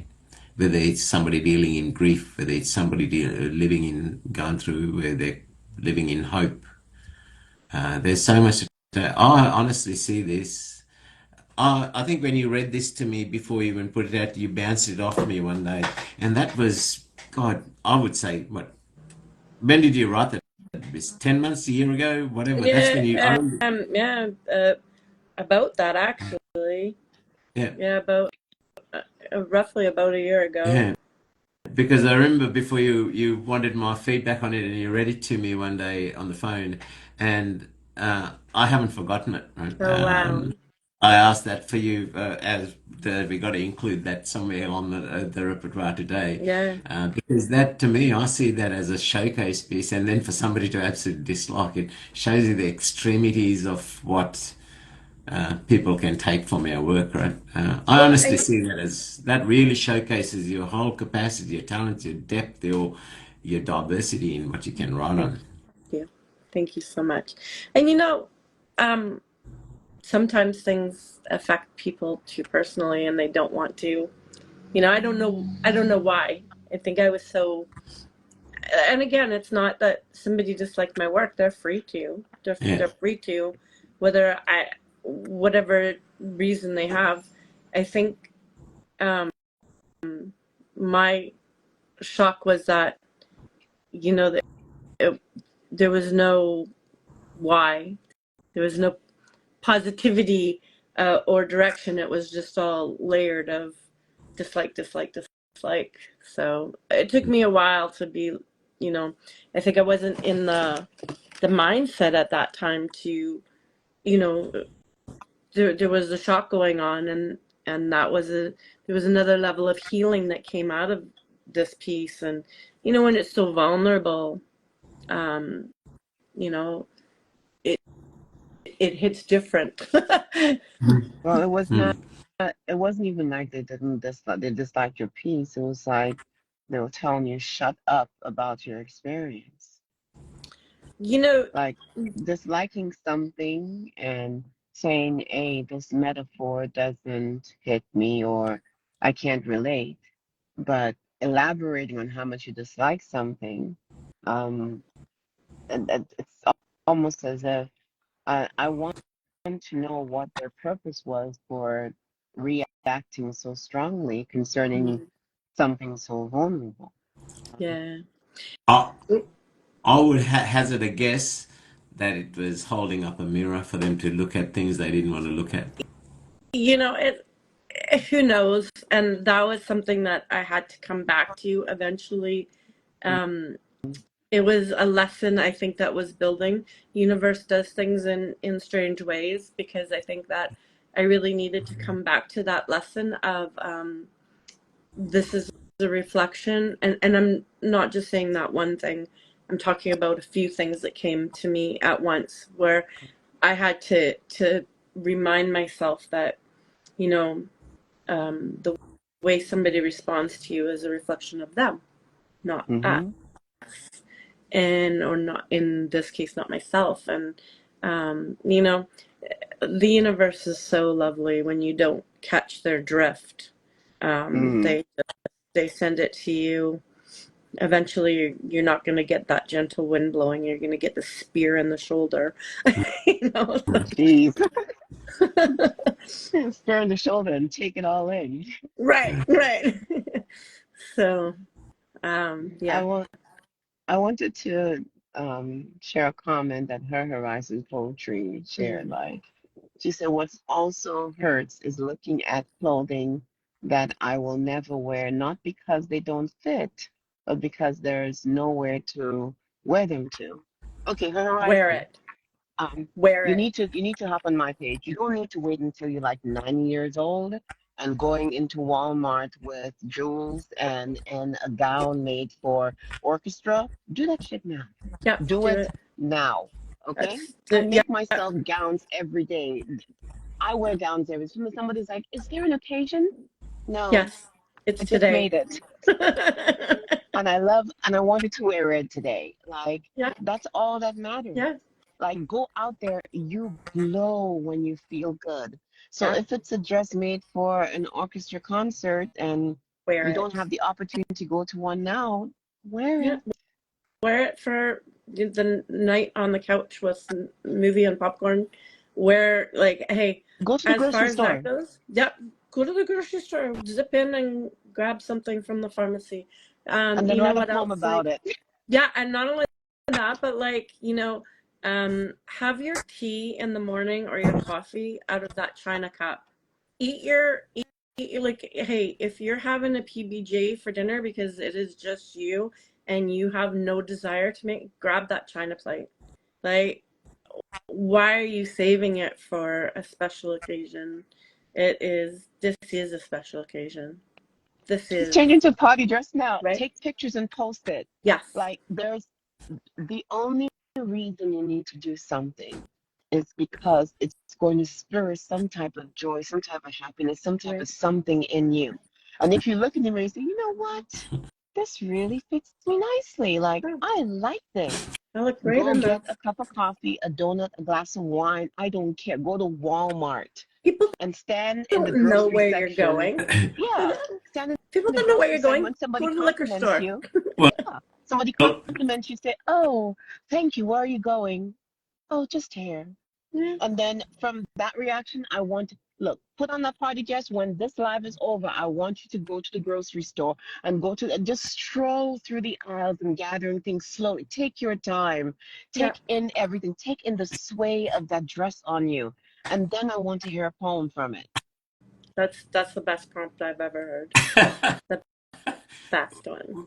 well, she says she's Burn home fancy, alone, but she's going to change into a party dress now. and Perfect. she's So going there you go. to She's burn taking. fancy candles. That was all the edging on she needed. Look, I have a picture that I had my son take where I was twirling in Publix. I had an open mic in Sarasota, and we're going to Sarasota. I changed into my outfit for the day, and it was a pineapple skirt, a skirt with prints of pineapples. And here I am in the grocery aisle, in the produce aisle in Publix, holding their pineapple and twirling in front of it. Okay? So These are yeah, and memories. oh my poor child, my poor son. If we got kicked What out, we'd you? have gotten kicked out together. God. Oh my goodness. But get the tripod. If you don't have anybody, look, I plan on getting a tripod because I believe that he's going to get tired of my antics eventually, or he's going to start dating. Whichever one comes One first, of I'm going to be by myself. So I'm going to need a tripod. Get a yeah. tripod and do it anyway. That is But exactly. at least his wife will be future wife will be well prepared for any kind of craziness that comes in their life after having to deal with a mother that goes and twirls with the pineapple. No, I'm preparing him for her because that's the type of person he's going to marry. He just don't know it yet. He don't know it. Uh, your comment about going and having that basic meal in your fine china, Valerie. What's it keeping for? I say that to myself every time I go to my single malt whiskey cabinet. I say, "What? Who the hell am I keeping this for? I better Right. drink it." So, Yeah, mm-mm. exactly. That is 100%. I just feel that way. Like I have my favorite things, and they should see the light of day sometimes, right? Yeah. Yes. Now we're coming up to about the 1 hour 50 mark. So let's what let's have a closing piece, and also to everybody in the audience who's come and gone, Danielle. Really can't express how much your input means in the comments and so forth, and to everybody who's come through. I really wish when we posted that the comments come through, because there's been some amazing comments there to affirm everything that you bring about your writing, Mallory. There's so much in there in these comments. If only there's some way to get these comments on the when I it's know. read. I It's know, such right? a it'd be awesome. Like, Mm. yeah.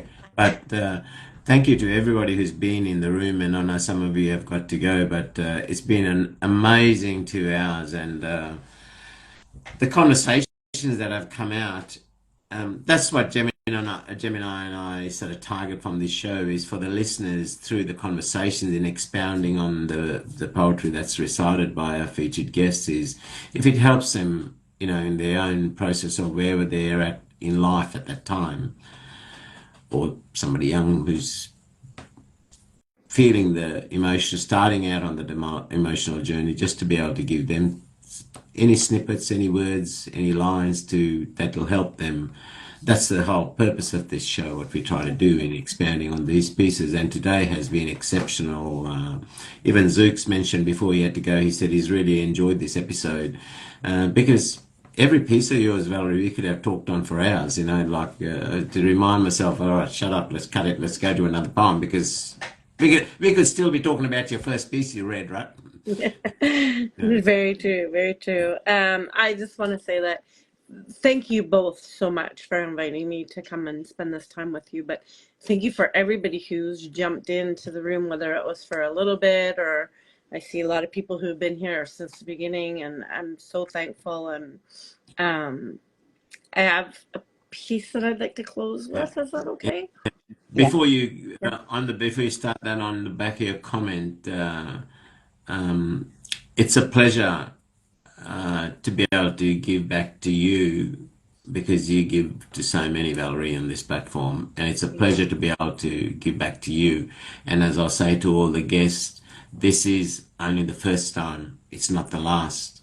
So when things happen, when you put out your new book or whatever, anything like that, or any big problem, reach out to me. This is only the first time, not the last time. I'll have you back. You know, there's always a spot there, right? So it's never ever the last Thank time. you.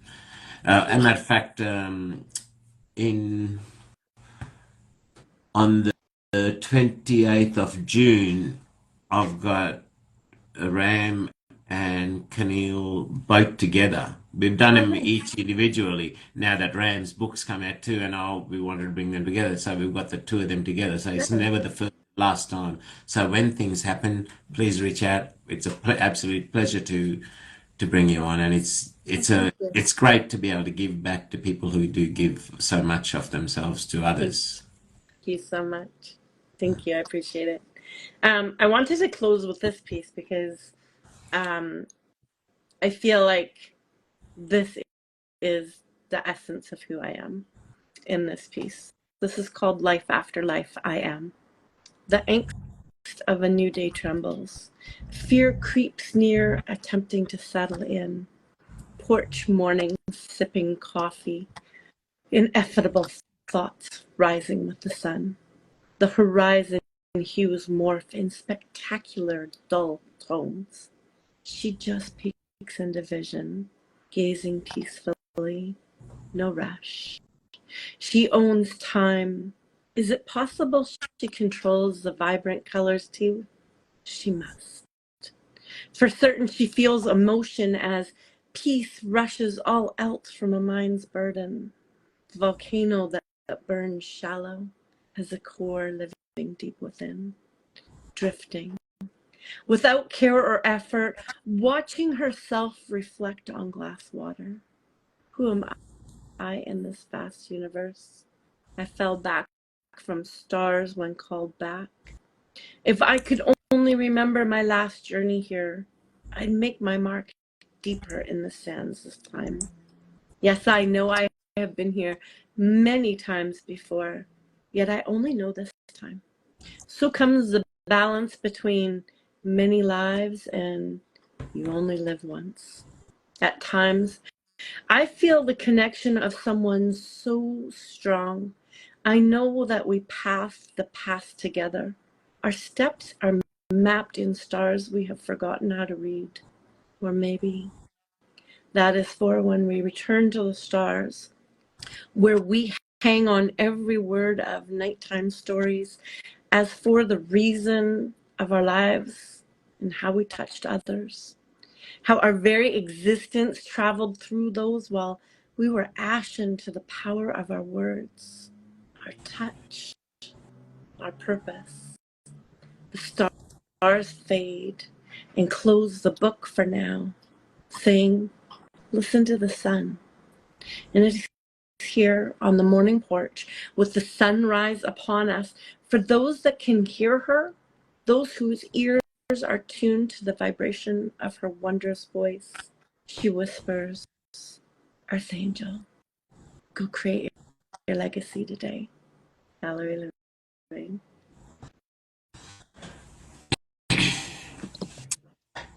Did I hear that line correctly? Watching herself reflect on glass water? What a line. And the other one, our steps are mapped in stars we have forgotten how to read. That's how that there's no more profound truth than that, right? The whole story is in that subconscious, but we've forgotten, and it just slowly evolves Right. chip by flick through experience. What a profound line.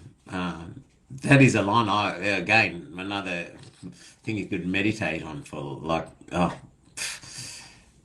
I love the awesome piece. line. Oh, go ahead.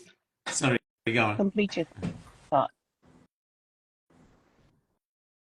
Sorry. Complete, Oh, complete I was with your just thought. saying, just what a piece to finish on. I mean, just like it's such a powerful piece. Every line is just speaks to you in so many different ways. Thank you. And what I was saying was to have lived many lives to be between I've been here before and you only live once. Mm. Mm. That line, I think kind of that that line kind of created the whole poem for me. You've Mm. been here many times before, so you know you have many lives, but you only live once. Like what we may, but if we don't remember it, you only live once. Yeah, There's a and like balance there, right? experience, reminding yourself to experience this life. And like some people think of past lives, but think of when you were young, before children. That was one life. Yeah, When when this season. when you became a mother to a young child, that was another life. Then a mother to a teenager, God, that was definitely another life. Then to a young adult, and then sort of empty nesting because they're still here. And then your body ages, and that's another life. And then you have acceptance of your body aging and all of the other things being past. But Mm, in the moment that you're in each of those stages, just appreciating and taking in those things is beautiful. And to go back and just recap that, somewhere in between many lives, so many past lives, and you only live once. That just encapsulates everything. mm. That was Thank you. beautiful. Thank you so I'm much. happy I got a chance to experience your poem like this because usually I get you when you're tired and you're on the live, you've been talking and you've been sharing other people's poems. But this is what I needed to actually see you because I don't think I've seen you. Thank you so much. I appreciate that. You're Yes, welcome. I oftentimes I feel like I don't get enough time to um, read my own poetry before I was in this life, because Rainier is right. I'm the mother of three sons, but I'm also a grandparent of four grandchildren, but three of them live here, and I'm helping to raise them. And so that was a huge um, rebirth Yes. after being an empty nester and doing my own thing, and whether I did it right or wrong, like, you know, I'm back to managing three young children and still being a mom to kids who, you know, need me at various different levels. But, um, you know, before that, I was able to go into a lot of lives and watch people and listen to their poetry and maybe share if I felt like, you know, I had something to say, or just have that kind of experiences. And I'm finding right now that I'm not getting that as much as I'd like to. And so when Mm. I do get a chance to come on shows and share my poetry, I have huge gratitude for that time. Mm. Deep just put in a comment, Mama Valerie, that's got some spice to it. Oh, deep. But I'm like you, Valerie, on my own lives. I don't read my own work. I'll make that available for the other guests. And since January, since I started this new role, while I'm settling in there, and I haven't been able to go on many lives at all. Just life's been chaotic at the moment, so I've hardly been reading any of my work. I hardly been posting anything at all as well. I just haven't had time, and just yeah. So fully understand. So it really is a pleasure to be able to avail this sort of space for to really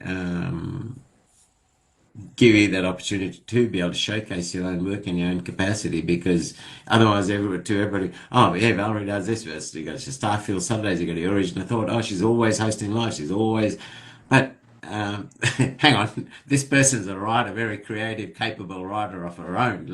So it's great to be able to showcase this. And Gemini hit the nail right on the head. You don't get a chance to hear the people like yourself.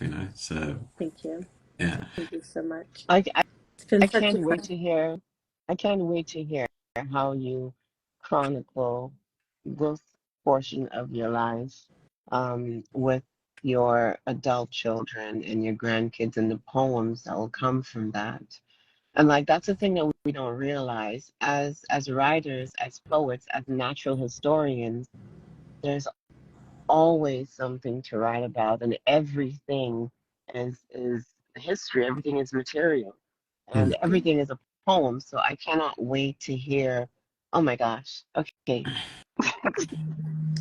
I have to send you Gemini, one of my pieces that I did, and I have visuals with it. I did a really nice video tribute to my kids, but the poem is "How Long Will I Love You?"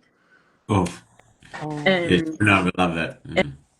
and that that piece was so heartfelt for me to write to my children, and at first when I did the video, when I did the imagery towards it, I made it very, generic. But then when their birthdays came around, I always do a birthday video for them, and I took all of pictures of us from them being little to going through, um, and then when I did the voiceover for that video, it was just so powerful to me to as I watched and put the video together to do the voiceover. Mm. I'll send it to you.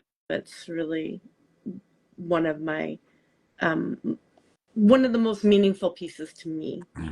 oh, I look forward to listening and to watching it. Thank you for sharing in advance. Thank you. Yeah. You're welcome. And Daniel, thank you for your input from the commentary and everybody else, Zooks and everybody that's been and gone. It has been an amazing show. And as I said before, I wish I could capture all your comments. It really showcases a lot of that, well, confirms a lot of what Valerie's about. And Valerie, thank you ever so much. It's been it has, Zooks was right. It has been an amazing episode. Like the conversations have been phenomenal. And Yeah. as And to Gemini see said, everybody, like a TM Tesaro, Mr. Wicks, everybody just popping in. Thank you, yeah, everybody. yeah, Like, some people were quiet. They say want your comments and they were quiet and they're still here. yeah, Yeah, I yeah. appreciate everyone so much. It means a lot to me. You know, there's times when people can't be there, but when they just even just pop in, but it just means so much to see such wonderful people and read their comments, and I just love this community. They all mean so much to me. It affirms and affirms how much you are valued in amongst the community for all the work you do and for what you bring to the table in your own writing and as a person, Valerie. And as I said, this is not the last time. So, Yeah. as things happen, we like to keep this for people to showcase their work, and as things are happening in life. I'm sorry it's taken 30 episodes to get you here, but Okay. right now I'm sort of I've got people lined up already till the 26th of July. Good. LG, finally, I've been trying to get her on for months and months and months as well. So 26th, Awesome. there's one gap on the 12th of July. Other than that, till all of July is booked. So I'm taking, Gemini's just picked up a couple more people who've Great. confirmed. They're talking Yeah. August. Yeah. So I'm I might The pop way taking to that this do gap in it. week. July. So the gap in July is going to be closed. So yeah. Yeah. You could get it. Arsenio says Valerie likes to be fashionably late, anyways. No, I'm I just just, making sure that everybody gets their showcase before.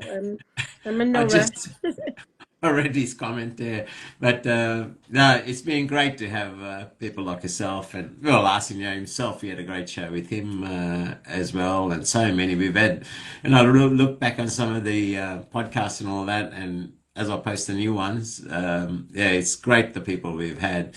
So Valerie, when I post this, I'll add you as a collaborator so you can Thank have you. it on your own page, and Gemini, and then when it, in the next week, I'll download it and post to YouTube and create the podcast, and I'll send you those links as well so that you can use them as well for anything that you Okay. wish.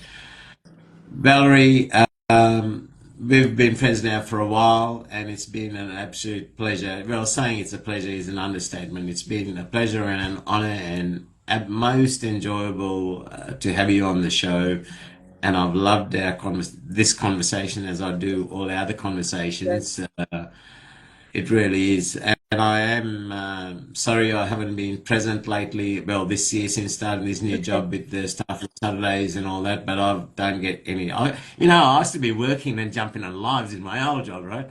But in a new job, I'm while I'm getting to know who's who in the zoo and things and establish Right. Yeah. my value, it's a bit. Suddenly, what's this? Rainier's going live. Isn't the little shit supposed to be working? You know what I mean? Like, so yeah, Oh, yeah, yes, I fully understand. And you know what? Stuff happens. Everybody has a whole life that is, poetry and social media is as it should be a small portion of that entire life. And, you know, it it just yeah. is. So Don't I say that to fully my kids. understand.